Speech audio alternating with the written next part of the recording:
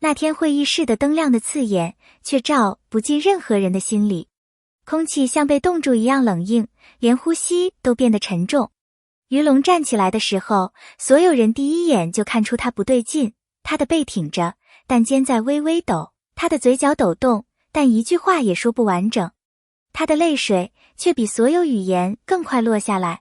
没有人预料到一向沉稳、强势，从不会在众人面前暴露私情绪的他，竟会在这样的场合失控。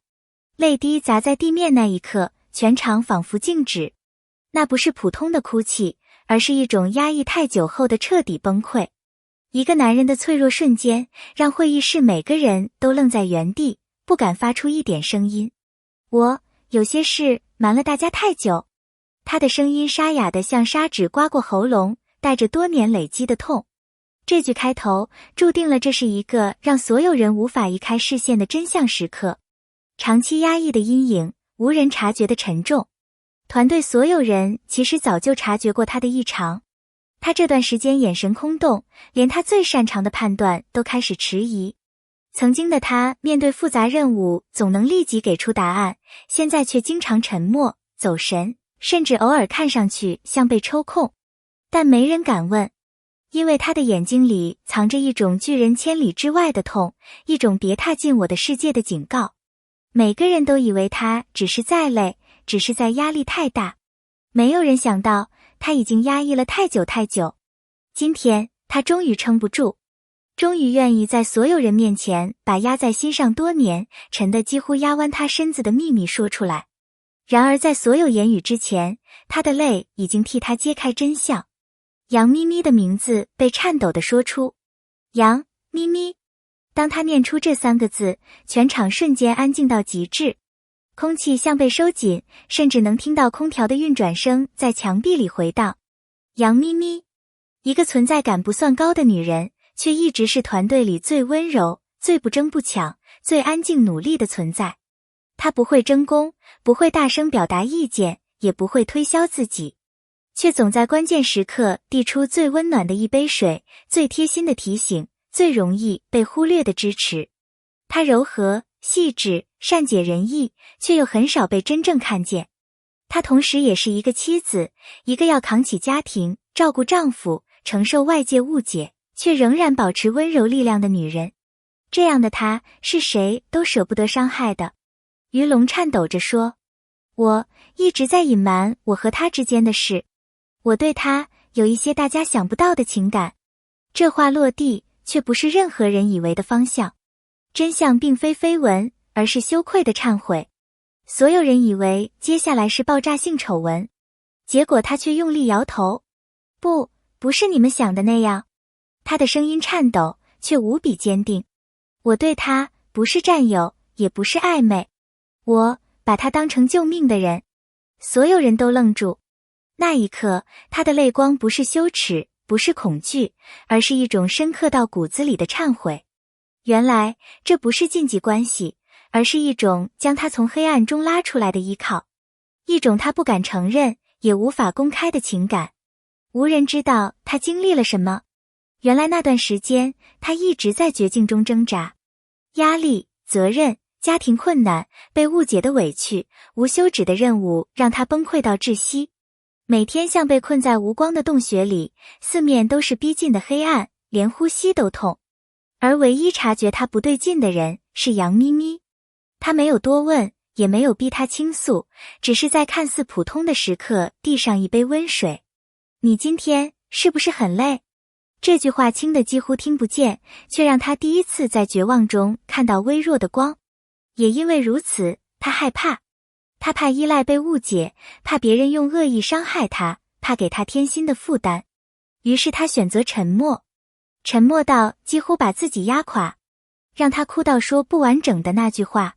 我当时真的快撑不住了，是他让我重新站起来。这句话刚说完，他整个人崩溃般跪坐在椅背上，手抬到眼前，却挡不住泪。那不是戏剧化的哭泣，而是一个男人真正的溃败。我对他的感激深到连我自己都害怕。我怕你们误会，怕他受到伤害，所以我选择隐瞒，我选择扛着所有痛。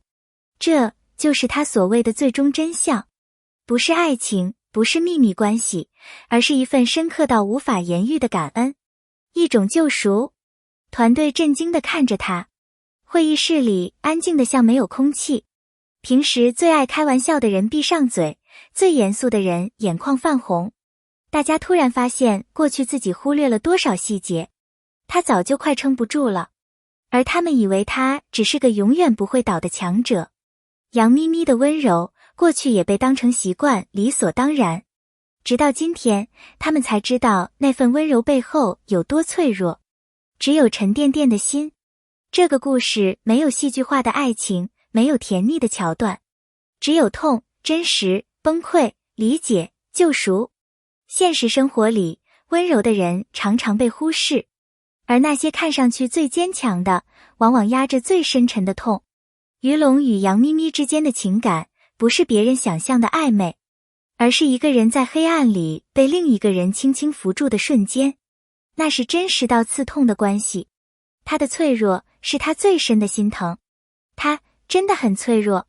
他说这句话的时候，声音哽得近乎断裂。大家眼前迅速浮现他那种习惯性说没关系的笑，温柔却有点心酸。没人知道，她要照顾生病的丈夫，要在生活压力中咬牙往前走，要忍住别人不经意的误解，却仍然保持善良。这样的她，却还在别人崩溃时伸出手。而于龙最恐惧的是自己的痛会成为压垮他的最后一根稻草，让人无法移开视线的瞬间。那天会议室里的氛围无法用任何词语定义，不是尴尬，也不是震惊，而是一种深深的撞击感。一个男人的眼泪与一个女人的温柔，在这一刻交织成一种直击心灵的力量。没人能移开视线，真实比一切虚构都更有力量。团队的转折点，有人走过去拍了拍他的肩膀，有人说你不是一个人，有人甚至说我们应该好好谢谢杨咪咪。那一刻没有责备，没有怀疑，只有接纳。大家第一次真正理解，强大不是硬扛，而是敢于求助。他不再逃避。谢谢你们愿意听我说，这是整件事里他最轻却最重要的一句。从那之后，他变得不再封闭，他开始向他人表达情绪，也开始真正关心别人的泪与痛。至于他与杨咪咪，从此变得健康、坦荡、纯粹，不是隐藏，也不是压抑，而是最真诚的尊重与感恩。每个人都在等待一句你还好吗？这个故事触动人的不是秘密，而是真实。